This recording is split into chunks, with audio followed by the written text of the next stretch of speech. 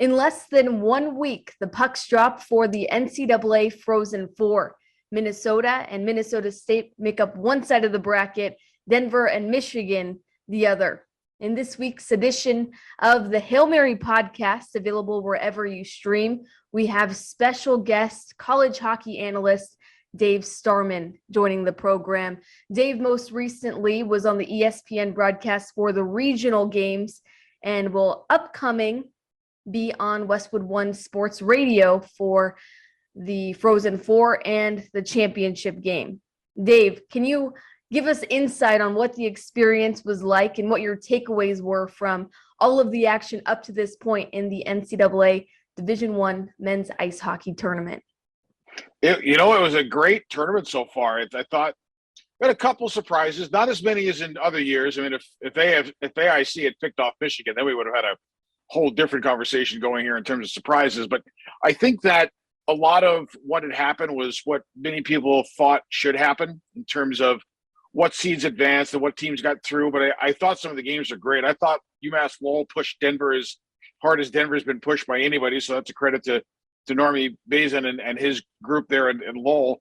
When you take a look around to some of the other games, UMD in Denver was a real good finish, just a good typical NCHC hard-nosed battle where both teams had a fight for every inch of ice. And, I think you take a look at that Minnesota UMass game. I mean, that game was off the charts exciting, and, 2-0 UMass, I think the Minutemen have it. And, Minnesota's shown a pretty good stick-to-itiveness all year long, and they managed to grind one out, win in overtime. And you take a look at the regional that I was in, Minnesota State, they survived the scare from Harvard, and that was a really good game to watch. And you just knew that Harvard had a little pushback coming in. And it's funny because Mike Hastings did too. Like, even before the game, Hastings was like, they're going to make a push at some point, and we just need to withstand it. And I think both teams learned a real good lesson because Minnesota State hasn't lost in so long, but at the very least, they got their ears pinned back a little bit. So I think the coaches got the locker room back, and the leadership group got the locker room back a little bit.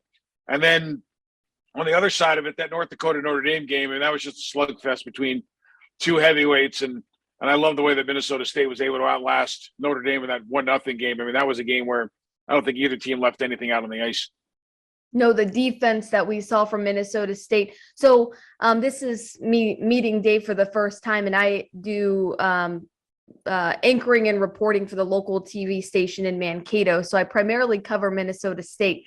And something we've seen all season long was the hardcore defense that the Mavericks play. And we saw it against Notre Dame, 15 block shots, just something that I think Coach Hastings said yesterday that really makes a statement to your locker room, to the coaches when a player is willing to give up the body. But kind of trickling back, you mentioned Minnesota playing a tough game against UMass and then obviously taking down Western Michigan. What are you seeing from them that can improve onto this year? Because last time Minnesota and Minnesota State clashed, it was obviously the 4-0 win for the Mavericks. So a lot of fans would assume that the Mavericks have an advantage in this game, just how they've been playing recently. How do you project this matchup coming up? This is an interesting one because I think, let's start with the goaltending. You got Dryden McKay, who's up for every award known to mankind, and we're probably going to invent a couple just to see if we can nominate him for that too. And then you get Justin Close at Minnesota, who took over the net very late in the season and is writing this very Sean Hunwick-esque story from Michigan back in 2011. I mean, nobody had ever heard of Sean Hunwick, and he came in and lit the country on fire for a couple of years with the way he played for Michigan, and he came within an overtime goal against Minnesota Duluth and winning a national title. So I think that Close is writing a very unique story. He's still playing with house money, which is great. So I think you can go in every game. Yeah, you feel a little pressure, but you also feel a little sense of relax knowing that nobody expects you to be there anyway. It's probably helping him out. And it's probably helping his team out a whole lot. But when you look at this matchup, I think Minnesota's as gifted as any offensive team in the country. And people forget this. When Bob was coaching at St. Cloud State on the big rink up at the Herb Brooks Hockey Center, his teams tended to play better on the smaller rinks. Like, he was able to bring his team from a big rink team to a small rink team without his teams missing a beat. I find Minnesota does the same thing. I find that they get off that big sheet in Mariucci and they get onto some of the smaller sheets and are just as effective, if not more so. So I think that's a unique thing going in their favor. But I think for Minnesota State, this is where it's important. I can't tell you how many teams I've talked to over the last 20 years I've been doing this, where they go to the Frozen Four and they get on those bright lights and they get into them for the first time and they manage them and they understand them and they see what it's all about. Maybe they don't win, but they learn how to lose. And a lot of times you have to learn how to lose before you can learn how to win. So I think for the Mavs, they come into this game with the experience of what went wrong last year in a regional, where they go into the last what went wrong in a Frozen Four, but they've seen it now. They understand it now. They know the dynamic that's in front of them. And I think that that's going to really help them out as they head to Boston. And that's going to be a bright stage in Boston. I mean, that's a big-time hockey town. So I think the intensity there is going to be off the charts. Yeah, a lot of them have never played in front of a crowd, assuming that it'll be a pretty packed house that big. So it'll be a very exciting stage to see them play. You mentioned the prior experience that Minnesota State has. I'm curious from a national perspective, how do you view the program that Minnesota State has? It's an older program, doesn't have as many draft picks as a lot of other successful college hockey teams have, but there are great successes within the program, as you've already mentioned, Dryden, McKay, recent Olympian Nathan Smith. So from your perspective, how do you view Minnesota State? I feel like I've got a unique perspective on the Mavs for a couple of reasons. One, I've known Hasty going back to his days in the USHL. So, I mean, that's been fun to watch him come in and do what he's done. But, you know, in my years as an amateur scout and a pro scout, first for Toronto and then for Montreal when I was handling the NCAA for the most part, I've been chasing free agent defensemen from Minnesota State around for the better part of a decade. I mean, first we had Nelson, and then we had Bricky, and then we had Mackey. I mean, I've been following, or Brick Lee, I should say. So then we've been following them around for a long time. So I've gotten to see this program grow over the last 10, 12 years. It's been wonderful to watch. So you're starting off with a really good coach and a staff that knew how to recruit. Darren Blue was also a big part of that too. So you're talking about a really good staff. I've been able to watch that building improve. Like when I first started to go to games there, that was a good building, but the guts of it weren't as developed as they are now. The facilities that they put in place there are terrific. I mean, that is a place, like if I'm a young player looking for a place to play, Minnesota State's a real good option because the facilities are terrific, the coach is off the charts, and the program has shown success, and the people pack the building. I mean, they love that program. So this program, to me, it reminds me a lot right now. I put them in Western Michigan in the same sentence because Western Michigan under Andy Murray now on the Pat Ferschweiler, there's a program that is just going to continue to grow and explode. I think Minnesota State's in that same boat. They're in a situation where they're going to have a chance to make the national tournament literally every year, A, because of the coaching staff, B, because of the recruiting, and C, because of their non-conference schedule with the access to play all the Minnesota teams. When you get a chance to play Minnesota, Duluth, St. Cloud, you're automatically going to do wonders for your pairwise, especially if you win, because their strength of schedule is so good. Bemidji's always a tough out. That's a great team to play. And St. Thomas will keep improving. So I like where the Mavs are right now. I think that they're a team that – it's funny. I think they're a team that other conferences would want to play more of just because of how good they are. You mentioned strength of schedule in this season for the Mavericks. We did see them play the reigning national champion UMass Minutemen prior to their recent loss in the first round, and then Michigan, who they lost to. But that kind of aided that conversation in favor of the Mavericks throughout the season of how competitive they would be this year, as opposed to the year prior where there wasn't much competition outside of that conference schedule. Coming up in this next week, the conversation from the 10 Hobey Baker finalists will narrow down to the hat trick finalists, the 3, and Minnesota State has 2 players in the conversation, Dryden McKay and Nathan Smith. Dave, can you tell me in your experience with the Hobey Baker committee, I'm not sure where your involvement stands now, but what does it mean to you to be a Hobey Baker winner, and what does that all encapsulate? I've been on the committee as a voting member, I think twice. I might have been on 3 times. I can't remember. But you serve a 3-year term. And when you're a voting member, obviously, when it comes down to getting that final 10 down to the final 3, you got an active vote in terms of picking your top 5 of those 10. Right now, I am the only non-voting member of the committee. I'm just on the committee I'm on the committee to stir conversation. It's really what I do. So like Wally Shaver and I sort of co-host this thing now, and it's great because we want to get the scouts talking. We want to get the media people talking, but more so than sharing opinions, we like to get people on that call asking questions. And this was an interesting year because Mel Pearson is the Big Ten coach representative on the committee as a voting member. Mhm. And I thought Mel was great on this call because he was able to add a lot of perspective, not only on his players, but being able to compare and contrast some of the Big Ten players that are up for the award as well as his. And he was really good in that role. It's great to get the coaches to chip in and talk about the players that are in their conference. It's really good to get the media members to talk about it because the media members bring up the other side of the player. They bring up the human side of the player, which matters. And here's what's interesting. Being both on the media side and having been in the scouting world for 11 years, I take a lot of both sides of that when I'm making a decision on a player. Like, obviously, there's the hockey component, but there's also the human component. And not many of us want bad people around. So I relied on a lot of those media guys, to give me some anecdotes about what these kids are personally when I started the recruiting process of them as free agents. They were able to provide a lot of stuff, starting with, can a kid carry a conversation, which I think is an important component for younger people to be able to talk to an adult and be able to carry on that conversation. And, as we talked about before, I'm getting old. So, it's important to be able to understand and relate to some of these younger players. But I love the way the call went this year. And when it comes to Smith and McKay, there was a lot of chatter about those guys. I think there's a lot of people around the country that don't really know the Mavs as well as some of us do. Mhm. And we're genuinely intrigued as to what these players were, who they were, what some of their accomplishments were through the year, what Smith going to the Olympics and coming back, what his absence meant and what him coming back meant. McKay, in terms of his demeanor and handling the workload of an everyday goalie on a first-place team, on a team that was a number one overall seed for a long time this year.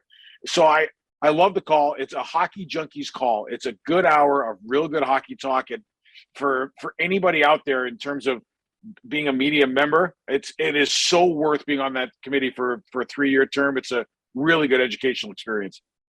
Yeah, and your experience with scouting, coaching, playing hockey, all of that gives you such a unique perspective, and you're able to bring that into the booth and share your knowledge in such a unique way.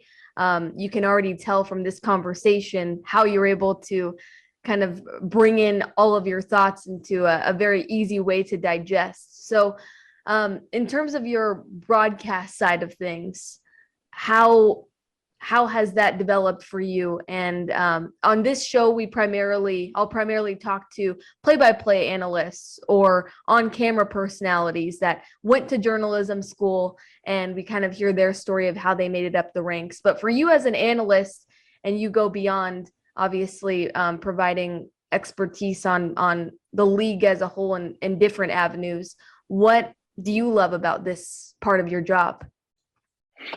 It's funny that you mentioned the broadcast majors and communications majors and stuff like that, the play-by-players who kind of took a different route. Like, it's like my story of how I got here, my wife's story about how she got where she is in the broadcast industry are so different. Like, and she grew up wanting to play center field for the Tigers and grew up the traditional way like most broadcasters grow up, between being a broadcast journalism major and some broadcast internships. And she worked at ESPN for a decade on the production side. So I mean, like, she had a different experience than I did. I fell into this completely by accident. And, there's an old joke, like, as soon as you figure out you can't play anymore, sometimes getting into the media, getting on air is a good thing. And that's kind of what happened to me. I mean, I was the luckiest human being in the world when this first started.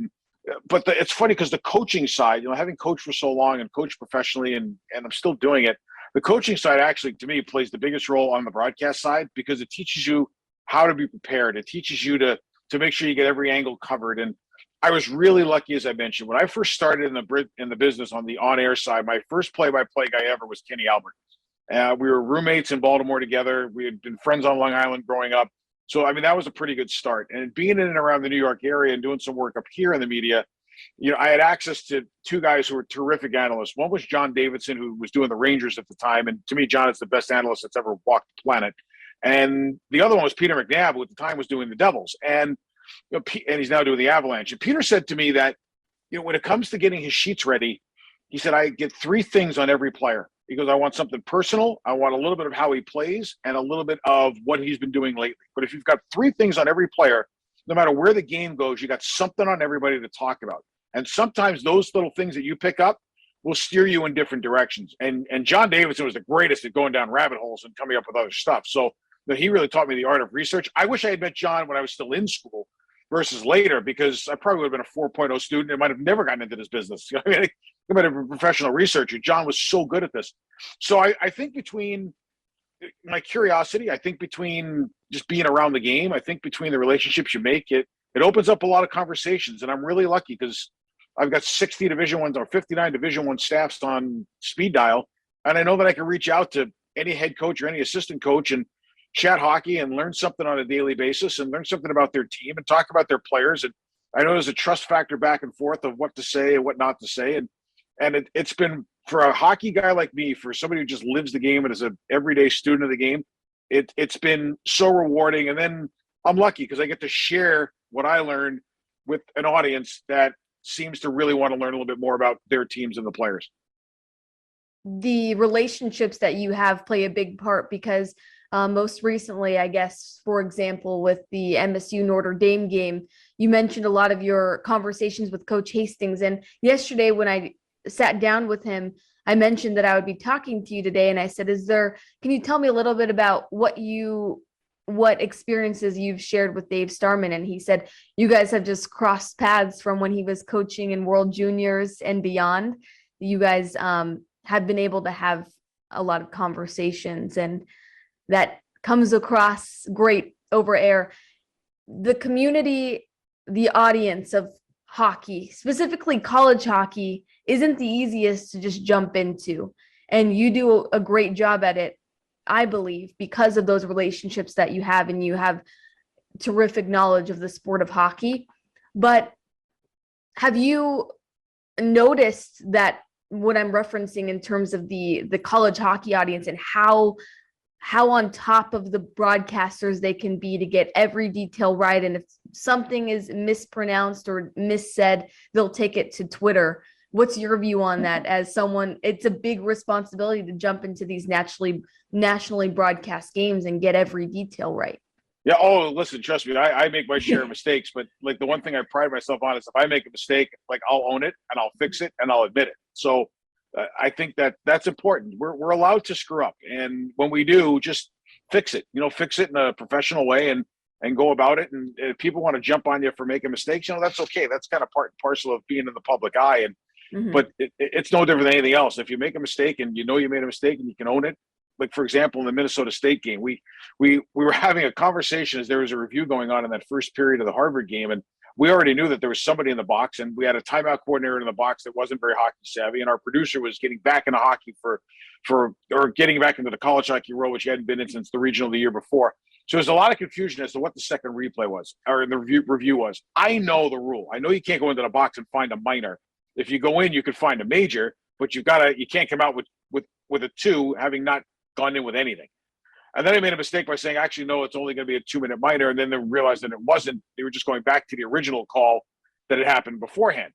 And I was getting lit up. I had literally had 25 NCAA Division I head coaches send me a note saying, Star, you can't get it. And I wrote back, I know.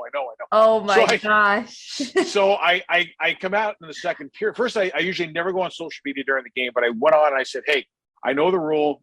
I said, there was a lot of confusion going on in my ears. I said something that I shouldn't have said because it pertained to something else. That's my bad, and I own it. And then I said the same thing on the air. I said there's just a lot of confusion going on. You got some people here and involved that don't do hockey on a full-time basis and watch the NHL more, but we fixed it. But I'm not afraid to do that, and I think that comes across as genuine.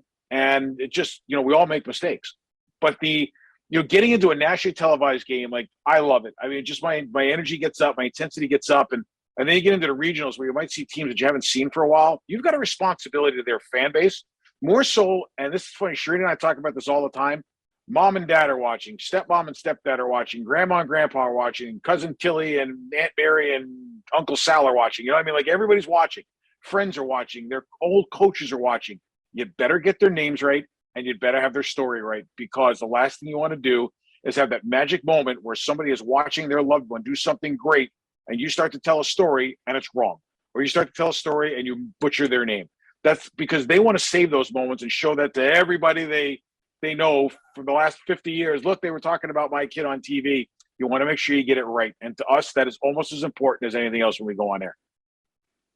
Yeah, I think that's the best way to handle any mishaps. And I can relate to that in a lot of ways. But it's funny that you had Division I coaches reach out to you and shoot you messages. Oh my God, this was funny. Like I saved them all, but they were hilarious. So I had to answer them one by one because I couldn't get them into a group. So I mean, it took me 10 minutes to just type, I know. So, but here's the thing. I'm thrilled they cared enough Oh yeah. to help correct the mistake, because I think it's important that we translate well to the fan base. Like we've got to make sure that they've got the right information. The regionals are a great showcase for college hockey, and we know that the NHL fan is dropping into the regionals more so than they are to regular season games during the year because they're too busy following their team. So you know you're going to get a cross section of people wanting to watch their draft picks, for what they might look like around. The curiosity of what college hockey is, and plus a Thursday game at noon, it's the only hockey game on in the country. So if you're kind of a hockey junkie, you're watching that game. So we know it's important to get it right. So the fact that the coaches were all dialed in and let me know, A, shows they care about the product, B, shows they care about college hockey, and C, shows that they don't want me to look like a moron. And I was glad that they chimed in.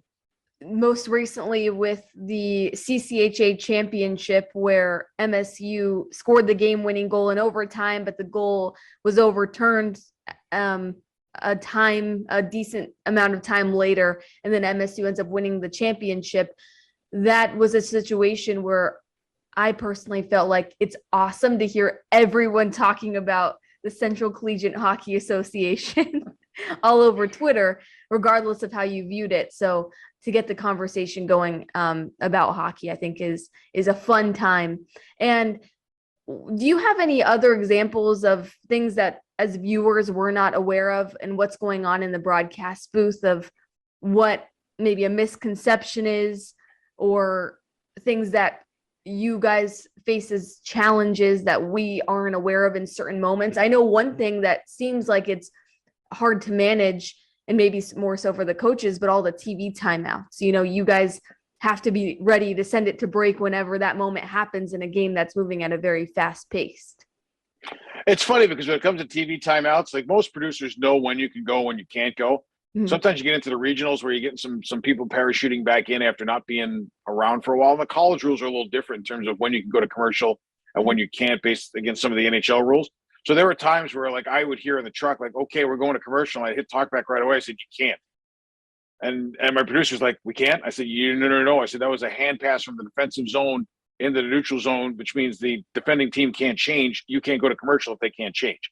Mm-hmm. So, I mean, there's little nuances there that happen. So that's one part. Absolutely. Another thing is there's a lot of communication between the producer, the director, and the play-by-play guy and the analyst. And there are times where the play-by-play person might be talking and the analyst might be in talkback with the producer about something that they're looking for the next stoppage in play, whether it be a replay or to tell a story or to go into something. So the play-by-play guy says something to the analyst doesn't answer, and the fans at home are like, are these guys listening to each other? And most of the time, yes, but some of the times, no, because if I'm talking to the producer in my ear, I can't hear the play-by-play guy.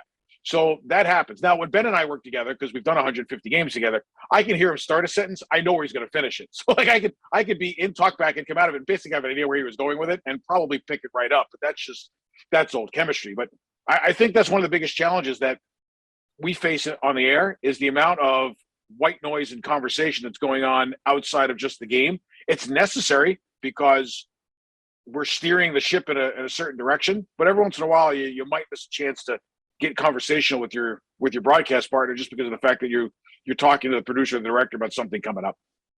And that's something that families, as you mentioned before, college hockey fans or non-college hockey fans, people just interested in what college hockey is, they're not going to know any of that. So when they see ESPN, ESPNU, ESPN2, they're assuming that everything is a group that has been working together. So those minor communication barriers or situations are taken a lot heavier probably because people don't understand the logistics behind what's going on.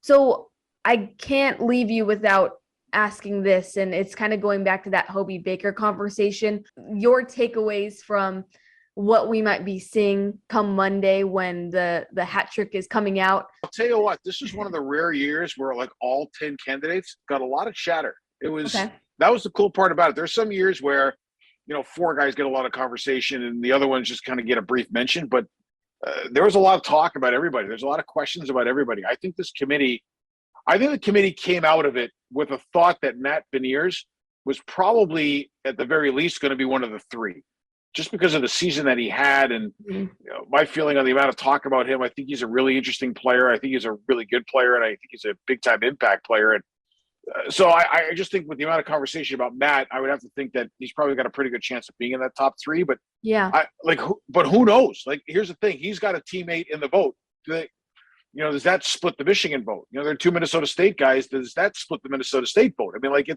it's happened before.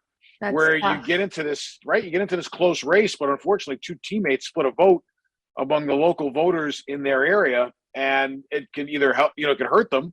And there are other times where you may look and say, okay, this kid's time is coming. The other guy's time is running out. We're going to kind of put our eggs in this basket because the other kid will have a chance down the road. I've seen that happen before. So the only thing I can say for sure is I think Beniers will be in the top three and deserves to be.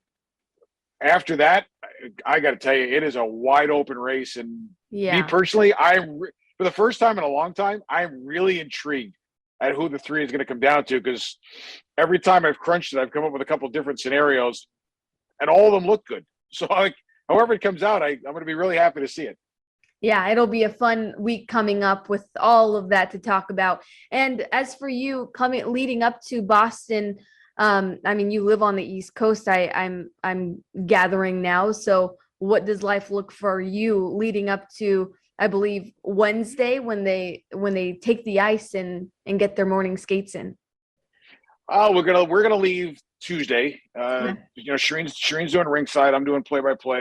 I'm doing colors. We'll meet our play-by-play guy there. It's Brian Tripp from Penn State, who I did the games with last year. And Brian's terrific. So we'll get up there Tuesday and kind of get our act together. And there's a good possibility we could venture up to the north side of Boston for Italian food. I would have to say that is probably going to be in the mix somewhere. That's one of my favorite places to go eat. So.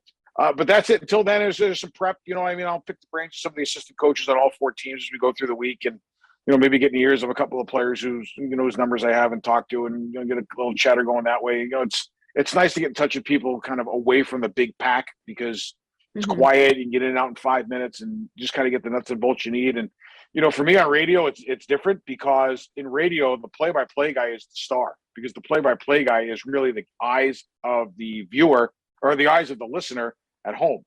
So you try not to get in the play-by-player's way. Every time you talk between whistles, or before a whistle, you're literally blinding your listener. So I try to stay out of a lot of the game while the play-by-play guy is calling the action. And Shireen will be there doing ringside, and she's got 8,000 stories on everybody. So I'm kind of looking forward to this. I get to listen to Brian, listen to her, and enjoy some hockey in what I anticipate is a little bit more of a limited participation than normally on TV. And for your predictions, and it doesn't have to be who you think will win. I don't know what you're comfortable in talking about as an analyst, but I guess what scenario would be interesting to come to life for the national championship matchup?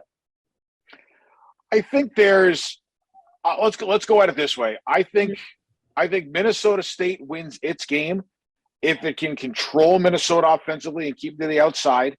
If it can win the net front in its own zone, if McKay just plays like he does and doesn't have to make a million great saves, because he's made a career of just making the saves that he needs to make and giving his team every opportunity to win. And I do think that the Mavs are going to need to be opportunistic scoring-wise, because Minnesota can be a possession-based team.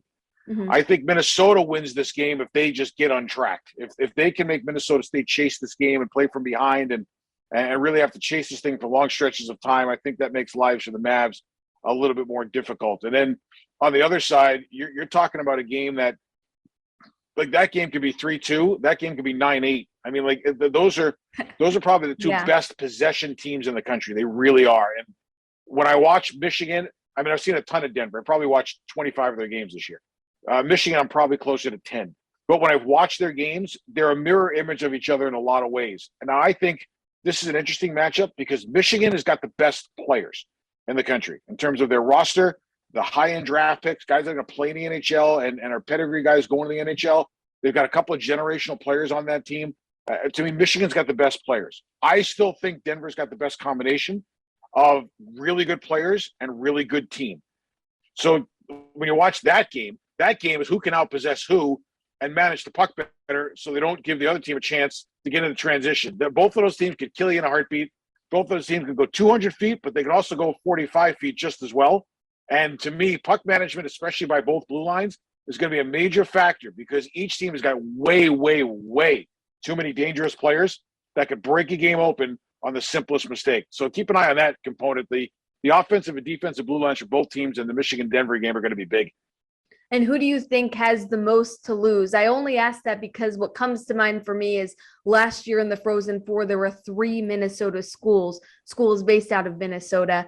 And then this year there's 2 of the 4. So in my mind, Minnesota really needs to make more of a presence than just being there. But for you, who do you think has the most to lose or maybe the most to gain? I'll tell you what, the Mavericks have the most to gain for sure, just because of their climb and where they're coming from and their path back to the Frozen Four. Like, I think it's just the next step for their program to either get to the final and win it, or at the very least just get into the championship game. I think it'll do wonders for their pedigree and their visibility.